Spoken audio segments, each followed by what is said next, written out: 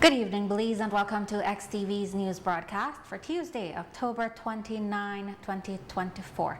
Making the headlines tonight, BSI announces another record final payment for farmers. UDP Barrow executive affirms legal standing over party assets while AFD gains full possession of headquarters. Taiwan foreign minister on two-day visit, and former cop wins case of firearm revocation. We take our first break and return with the news in detail.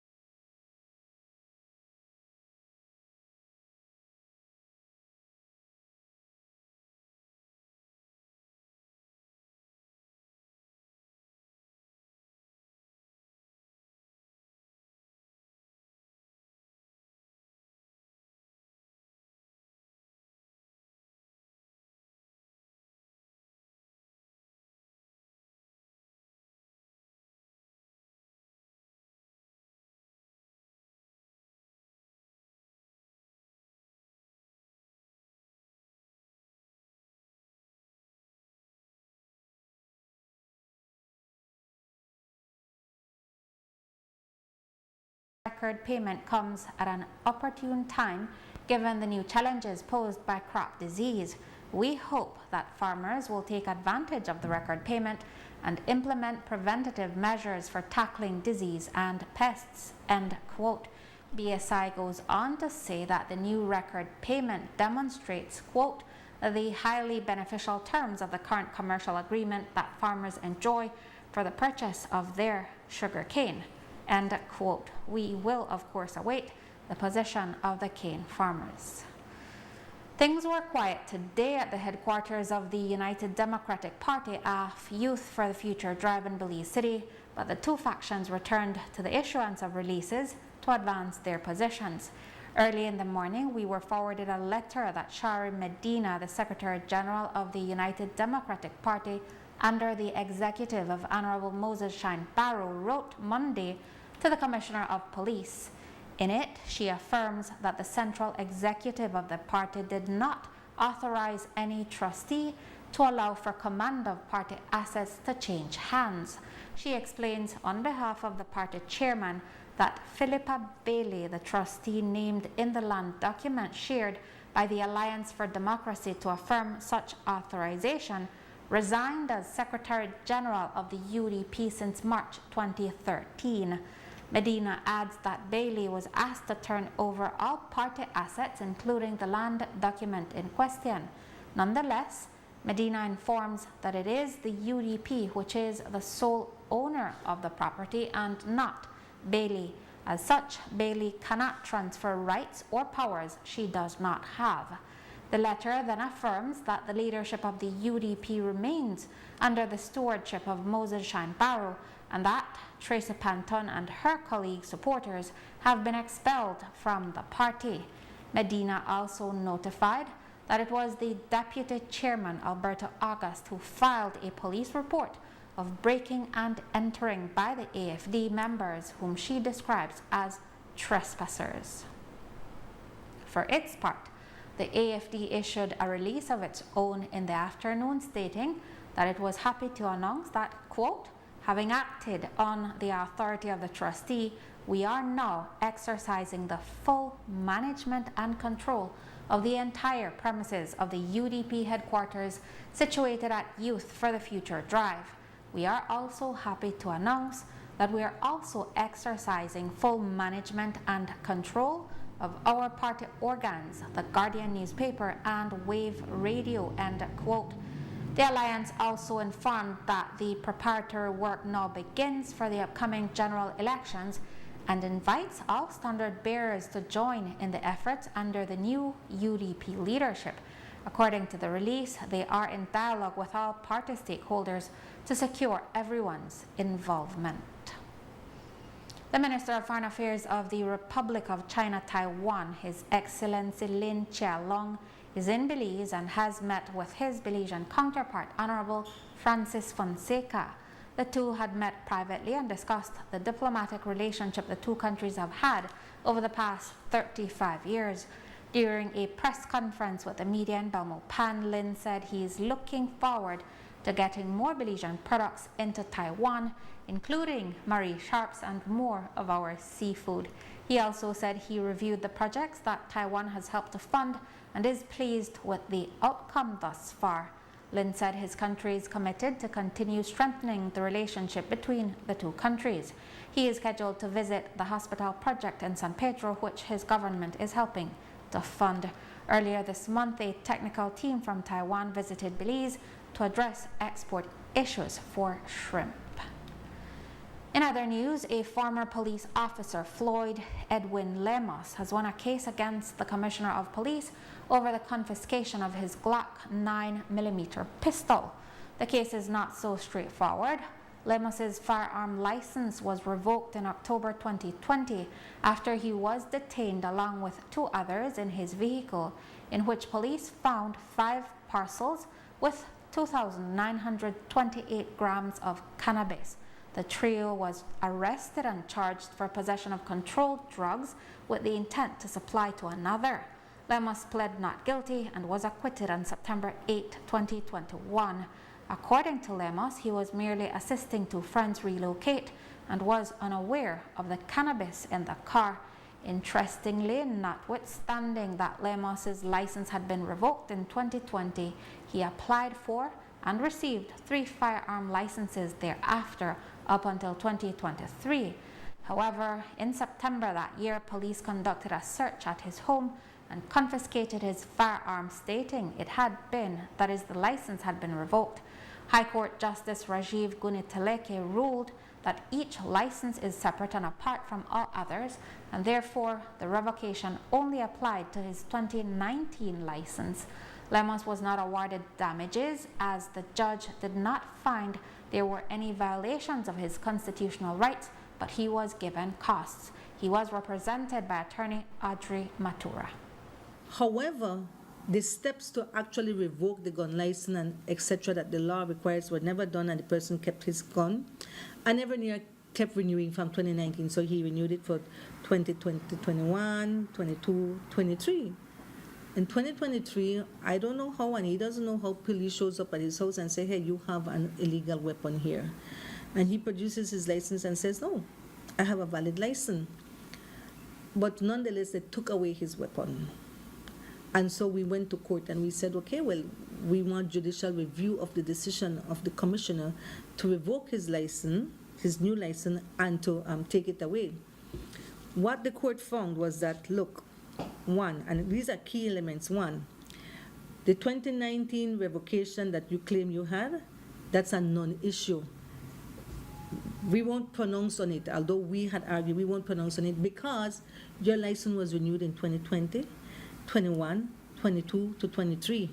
And so the court held that although we are calling it a renewal, the way the law is written, there isn't an outright renewal of a gun license each year, because each license that he got each year had a different number. So each year it was a new license that was issued.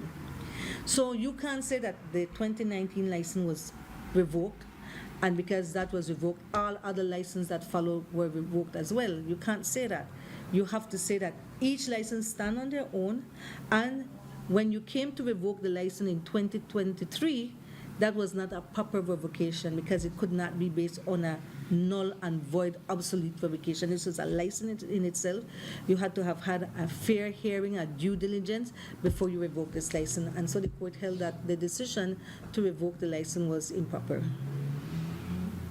The red flags that this seems to raise for me, separate and apart from what your client was arguing, so there's a revoked license and someone in the department still granted a license?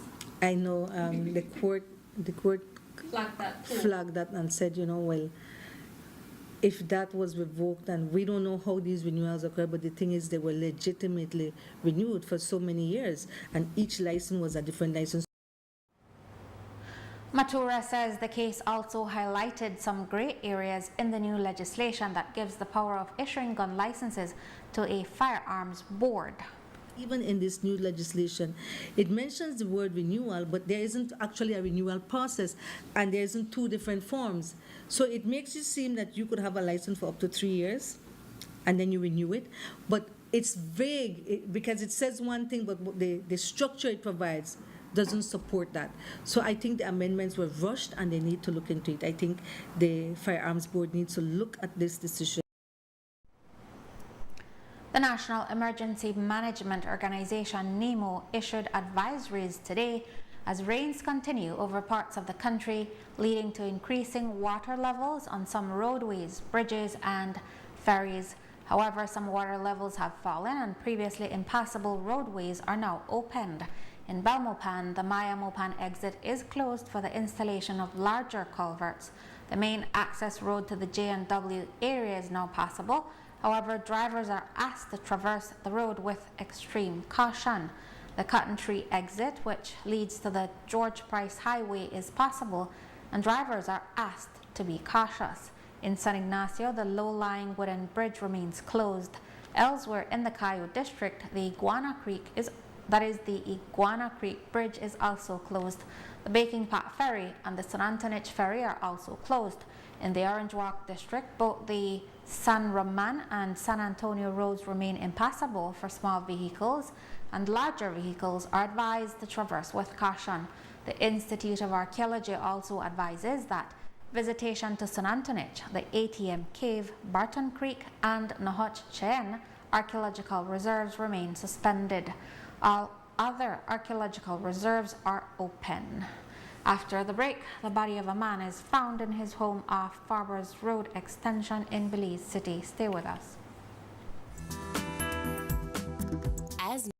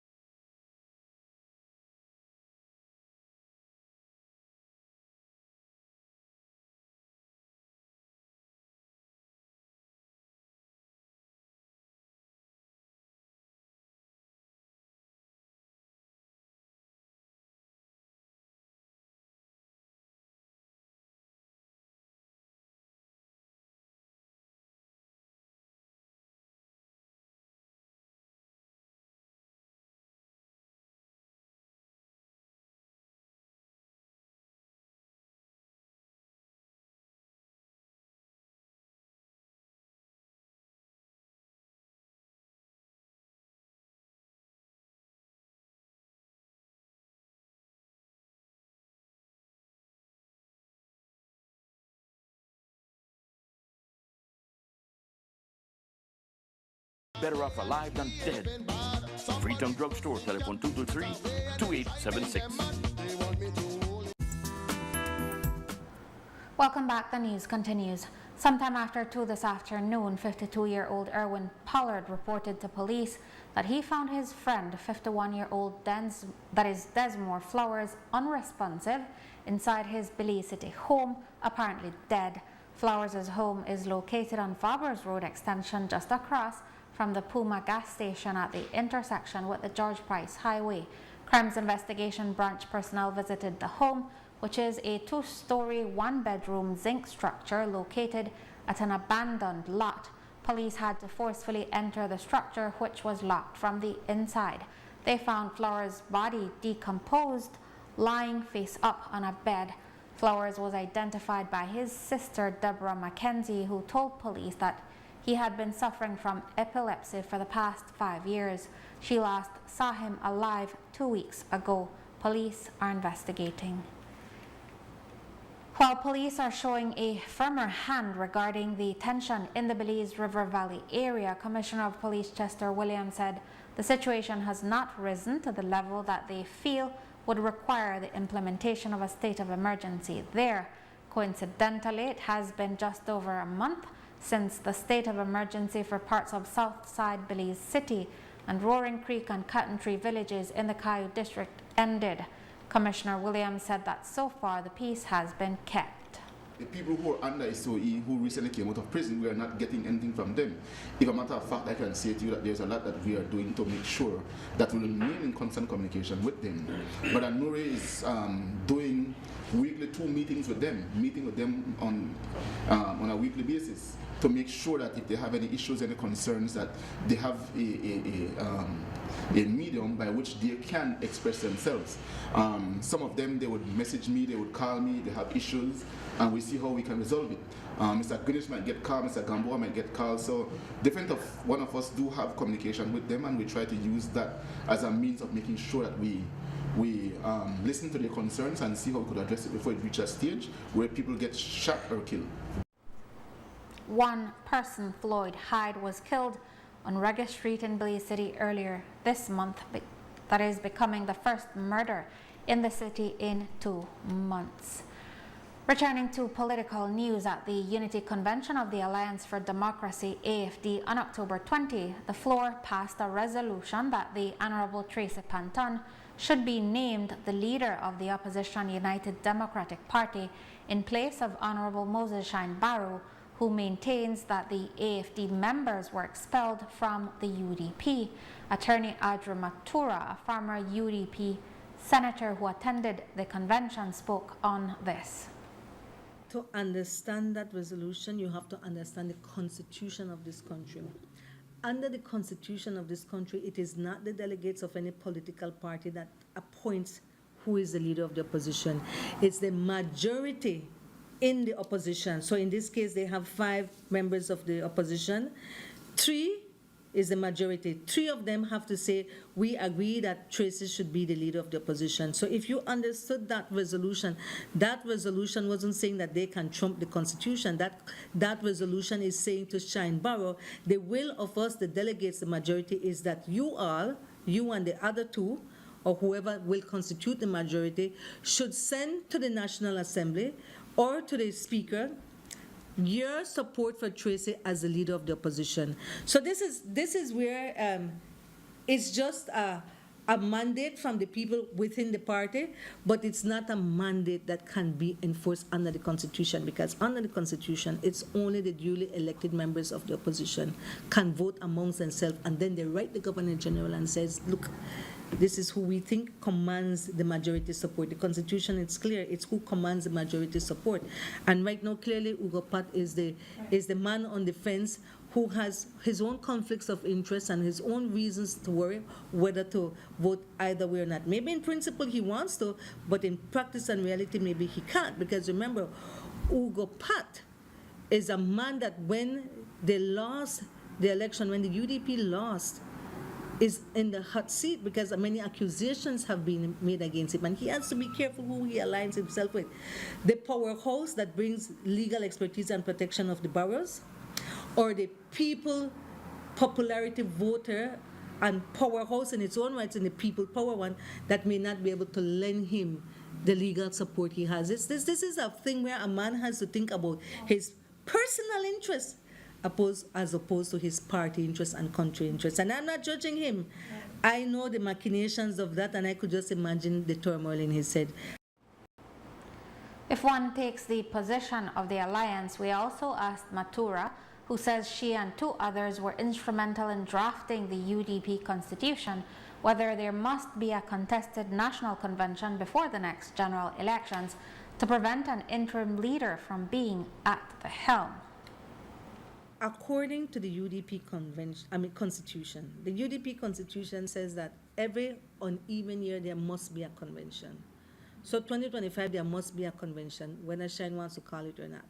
When they call it, if before the election or after the election, is a matter for them. If they call it before the election, at least they will go into the election knowing that if this is our leader of the opposition, and if that person wins the seat, then that's the person who will be our opposition leader constitutionally, because I can't see the UDP winning the PUP for next election. I'm being very frank. They're too fractured, it won't happen. So they're just fighting to who will be the leader of the opposition. If they hold that convention after the election, then we don't know who would have won their seats or not. For all you know, the two who are fighting right now for the leadership, none of them win their seats. But if both win their seats, then there has to be a convention to determine, okay, who is going to be the leader of the opposition. It's a tricky thing. It's really an internal matter that they have to decide for themselves. Both Honorable Ugo Pat and Honorable Denise Sistaby Barrow support Moses Barrow in the House of Representatives. Nonetheless, Panton affirmed on Monday that following the mandate of the majority of delegates, they will move to effect that change as well. However, as Matura mentioned, that is expected to be an effort in futility. Without a court of law having pronounced itself on what led to the rift of the UDP factions under leader Moses Shine Barrow and that of the Alliance for Democracy appointed interim leader Tracy Panton, people are relying on their own interpretations of the party's constitution. Prior to the AFD storming the UDP headquarters and taking over entirely this morning, Barrow said in an interview that the AFD could join the UDP in a coalition for the next general elections. By that, he meant that they would not field candidates in the divisions of Honorable Tracy Panton, Honorable Patrick Faber, and Honorable Denise Barrow to allow the current standard bearers in those divisions to run. In the case of Queen Square, the current standard bearer is Godwin Haylock, who supports Panton. In a recent interview, former UDP Senator Audrey Matura, who attended the AFD's Unity Convention in support of a new direction for the party, said the suggestion is nonsensical because the AFD members have not been properly expelled. He's talking madness. There cannot be a coalition because they've always been a UDP. At least I think they've always been UDPs. There's nothing that has convinced me that Tracy, that Patrick and Bev and the whole bunch of them and all the other, there were at least 16 representatives, no, 18 different constituency standard bearers and representatives there. There's nothing that can convince me that they stop being a UDP. So you would only need a coalition if they were a separate entity. So this hogwash that Shine is trying to convince people that they're a separate entity is no. It's like when the PUP, remember when they had their internal fight and they had the G7? Right. Yeah. They didn't become a separate entity. It's within your own. There's rebellion within your own, and that's what he can't deal with the fact that they're rebelling within their own party. They're not a coalition. They're not a separate entity. After the break, the Mesoamerican Reef report card is released. Belize showed improvement. Stay tuned.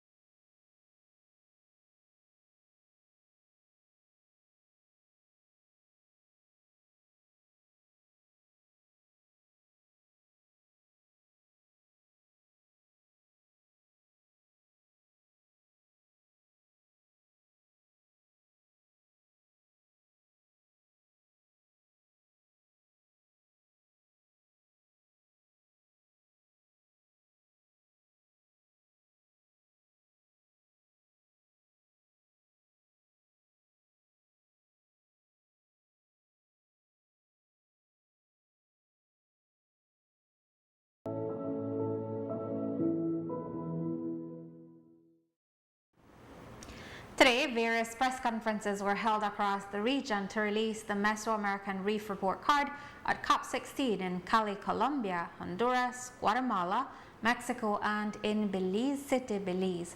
The Mesoamerican Reef System includes the Belize Barrier Reef as well as reefs in Mexico, Guatemala, and Honduras. There is both good news and bad news. For Belize, the reef rebounded from a score of 2.0 to 2.5. However, it is still classified as poor. Rafael Martinez, country coordinator for Healthy Reefs, explained what helped the country improve its rating and what are some of the challenges keeping our reef in poor health. Going from 2.0 to 2.5, right? It's still classified Belize in the poor category, but the silver lining is it's a improvement. It's a significant improvement, especially looking at indicators of the herbivorous fish and commercial fish biomass that saw a rebound from 2021 numbers. So this is a good sign, and we believe that there's more improvements that could be made in terms of reef health, and we hope to have a collaborative effort across our local network of partners in terms of addressing this issue of trying to improve reef health. So we're still ranked poor. What are some of the challenges that are keeping us from getting into good standing? Well, a major challenge right now, especially affecting the coral reef, is the high level of heat stress. NOAA announced the 4th Global Coral Reef Bleaching Event, and we're still feeling the effects of that in 2024. This has significantly affected the coral cover within the country and across the entire Mesoamerican region. And this is the main result of climate change. And climate change accompanied with other stressors that we as humans may introduce into the environment, being poor water quality, being environmental degradation.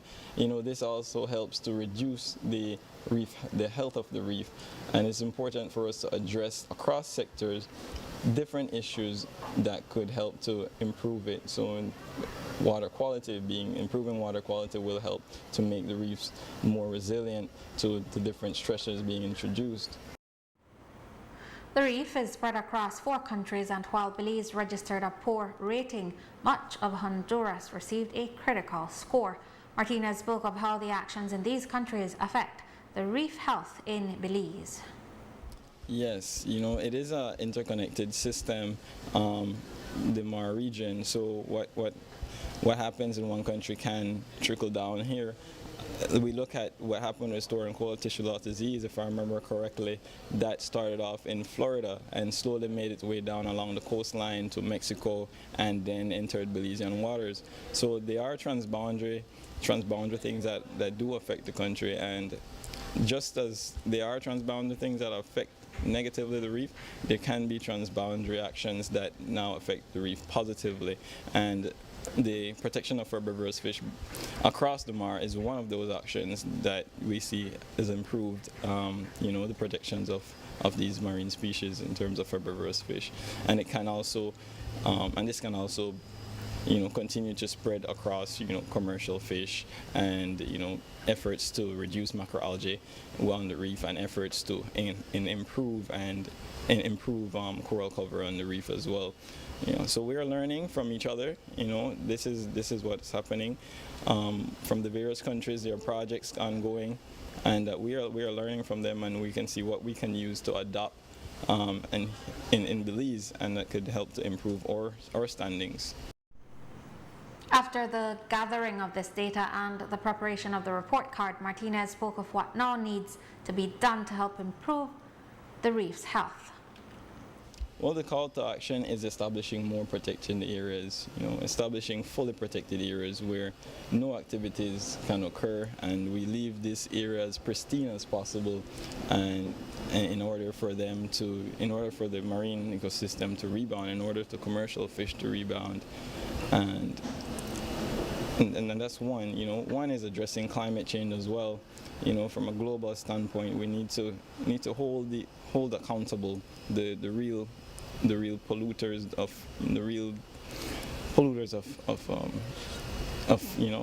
emissions that drive this climate change action that does not affect them in per se, but affects smaller island states like Belize in particular that are more vulnerable to the effects of climate change. In related news, the latest report card of the Barrier Reef has shown that the populations of commercial and herbivorous fish have bounced back to pre-pandemic numbers. It is believed that during the pandemic, more Belizeans relied on the reef as a food source. Rafael Martinez spoke more on this and what it means. During 2021 and during COVID, what we believe was that the population of Belize relied a lot on the reef to support their families and to feed their families during a very difficult time, and we're glad to see that the reef was able to do that for the country. And now, going back a year later, when we go back into the field and we check the numbers, we saw that the numbers are almost similar to what they were before COVID. It's an indication of reef resiliency, and it's a good indication that these numbers can improve even further. A recent study has shown that king crab can help improve the health of reefs due to the crabs consuming certain types of algae. Rafael Martinez, country coordinator for Healthy Reefs, told the media today that king crabs are being considered to be introduced to Belizean waters to help improve the health of the barrier reef, as well as provide another food source and an alternative livelihood for fishers. Well, we've identified king crab from a pilot study as being very, very ferocious eaters in terms of they're herbivorous, right? So they tackle the macroalgae problem a lot, and being able to have these animals, repopulate the ocean space will in turn improve reef health, right? And we look at it as a way that the reef health can improve, and this is going to also be a way where fishers and other people could have a food source and also an alternative livelihood. And Atlantic Bank recently introduced new fees such as 25 cents per ATM withdrawal after 4 free withdrawals per month. However, the bank has introduced a new account type that would incur no charges to withdraw from the ATM and free online and mobile banking. The goal of the bank is to introduce this new account type as one that customers can use every day for purchases and bill payments, leaving their personal accounts as a true savings account. Mike Mena, the senior manager of the business and retail banking unit of Atlantic Bank Limited, spoke more of this new type of account and what the benefits are. This new account is an everyday use account. It's for our customers. So we noticed that the behavior of our customers we have been using is that they would use a savings account, but they would use the account to make the day-to-day purchases, and the amount that was left in the account was not being able to save. So the bank came up with this product where they can use this account, where they can do a lot of their transactions from their online banking, or they can use their free debit card. We have a lot of PS machines at all our merchants countrywide. So instead of customers waiting in line to take out money from the ATM, they can use their debit card. We realize that cash is still king and queen. However, when people take out cash and it's in their pocket, they tend to spend more than they relatively would need. So if you have your debit card and you use it at the different merchants, you would be able to save that and only use it when you need it to use it. Instead of writing checks, you can go online and you can send payments from customer to customer. It's real-time payments. Some of it the same day, or it can be the next day. But at the end of the day, you control the amount that you want to send to these customers. If you have cash, you may be able to spend more and not be able to use that facility that way. So we came up with this account where it allows you to use your debit card freely, and it allows you to send payments online through online banking. We're trying to steer away from the writing of checks. The reality behind that is that checks is time consuming. Your words and figures have to match. Your signature sometimes change. Sometimes customers lose their check. You have to send check from bus or from plane, and then sometimes you get misplaced. We're trying to go digital, and we're trying to save time for our customers. The convenience of our customer to be able to send that payment directly from bank to bank online. The products are received, the services are received much faster, and we can go good from there. No? And with that, we have come to the end of our newscast. Our repeat can be viewed on this station later tonight at 9 and again tomorrow at midday. Join me again tomorrow for another news broadcast. I am Marisol Amaya. Have a safe and enjoyable evening.